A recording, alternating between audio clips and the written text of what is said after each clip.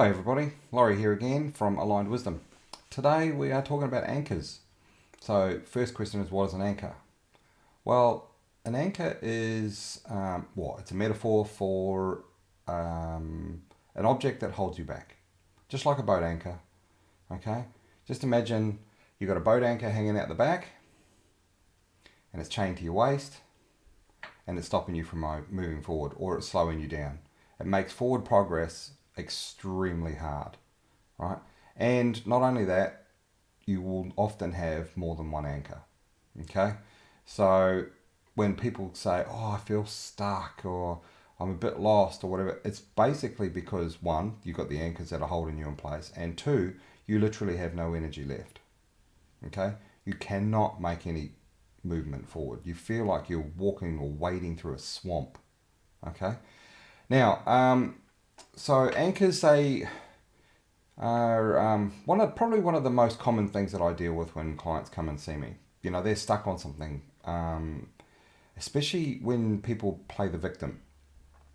Now, I'm not saying bad things don't happen to people and stuff, but they happen, and then you need to find a way to move on. Otherwise, you're playing the victim over and over and over. Okay, so that's not a healthy thing.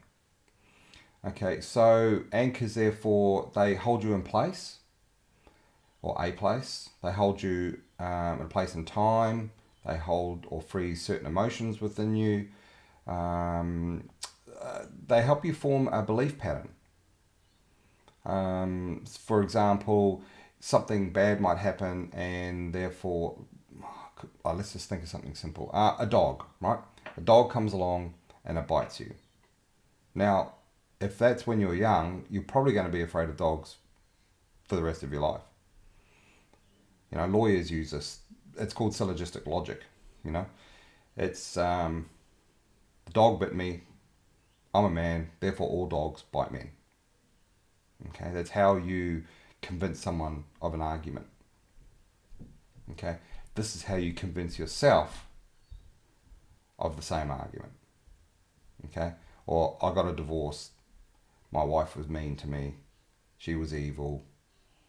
My husband was mean to me. He was evil. Therefore, all husbands and wives are evil. Again, there's that syllogistic logic, but it forms an anchor. You can't move past it. Okay? So, in summary, anchors do nothing good. They hold you back. Okay? And we need to remove those things.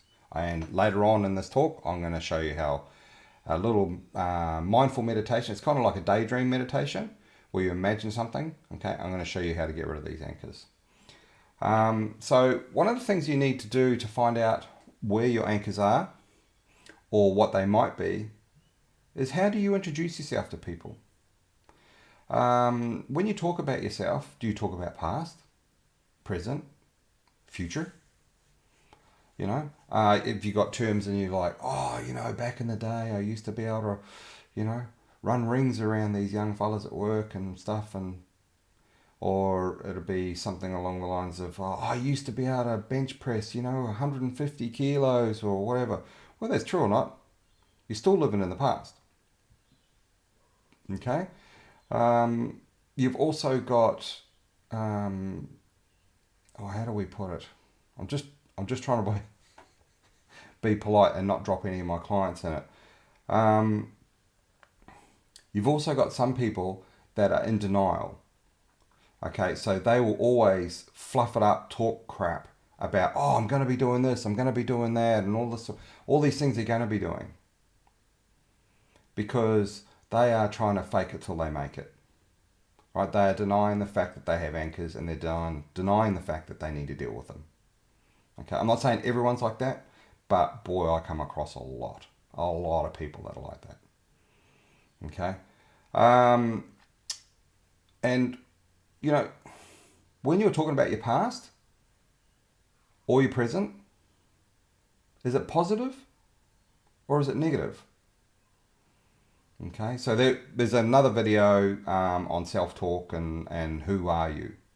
Okay, and that's going to talk more in detail about the positive and negative talk and what it can do to your body. But you need to find out, are you talking positively or are you talking negatively about yourself? Now, if you're positive about yourself, right, and it's not too much in the future, it's about your current situations and stuff like that, this is a good thing, okay? If you are talking negatively about yourself, there's probably an anchor or something, some sort of emotion or event that has caused the anchor that's holding you in that place. This is where you start to identify what your anchor is. Okay? It could be divorce, it could be you got burgled, it could be a car accident and now you have an injury. It could be anything, and it could be something really, really small in your subconscious that you think of from time to time, but you don't even think that, oh no, that's so small, it can't be that serious. It is still an anchor. It still slows you down.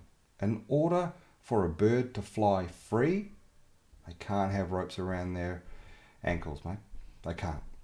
It's that simple. So we need to find them. No matter how big, how small, we need to find them. So here's what we do. We identify some anchors. And you might have one or you might have three. Okay? I'm just going to use, let's just say, some of the things that happened to me, for example. Okay? Major car accident, injuries requiring surgery, and lost my business because of it. Okay? I didn't lose my business because of it, but that is the victim mentality that I had. Right? It stopped me from doing the sport and everything I love, the judo, because I needed the surgeries, and I still don't have a full range of motion in one of my shoulders. The good thing about judo is I can adapt. Right? But for the longest time, I played victim with that too.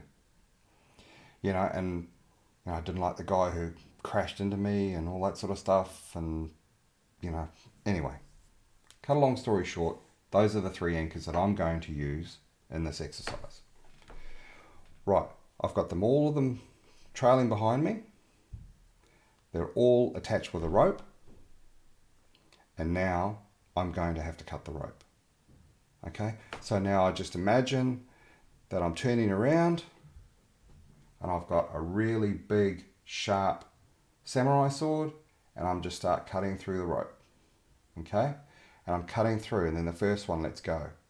And I stop for a second, I recognize, and I go, oh, yeah, can I move a little bit forward? Yeah, that feels a little more freeing. Okay, because we've got the thought that we're cutting it, now we need to feel the emotion that we're cutting it. Okay. Now we imagine, okay, I've got 2 more ropes to go, and you start cutting the next rope. You jolt and go, yeah, okay, that's cut. Yes, okay, I've got a little bit more movement, a little bit more freedom. Then we cut the third one. We go, yep, okay, that's great. And now we're starting to move. And we're like, oh, this is fantastic. I'm starting to move. I feel free. Okay, so here's the thoughts and the emotions. Your thought is that you've cut it, you've imagined it, you're feeling the freedom that you've not felt, okay? And now we need to take some action, okay? And then we can start getting the future or the present that we want. Now, what action would you take? Well, for me, I had a car accident, so maybe going for a drive and not feeling nervous, conquering my fear, right?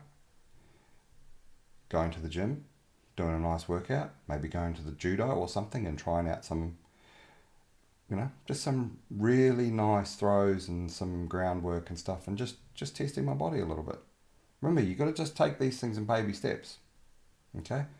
So it's not about saying you're instantly healed or anything. It's about think it, emotionally feel it, go and take some action. And don't be afraid of having to repeat this maybe once a week or something. Okay? It's not going to work necessarily first time every time, because you have to repeat the thoughts, emotions and actions on a repeated basis so your subconscious recognizes that you've made a change and is willing to accept the change. Okay? Now, here's where it gets really cool. You might think, okay, well, but what about the bits tied around my waist? I cut these things, but I still got these bits around my waist. Now, what you can also do is cut those off. You get those last bits of rope because you don't want them to grow back or reattach themselves to you. So what you can do is you can imagine you've got a fire, right? Nice campfire right in front of you. You cut those ropes and you imagine putting those ropes into the fire and they burn. And when they hit the fire, they just sparkle and okay? And that's really cool because what's happening is you're transmuting the energy of that bond. That anchor rope and everything is now disappearing and it can't reattach itself to you. The other anchors you don't have to worry about. If you want to, go pick them up, throw them in the fire too, but that's just too much effort.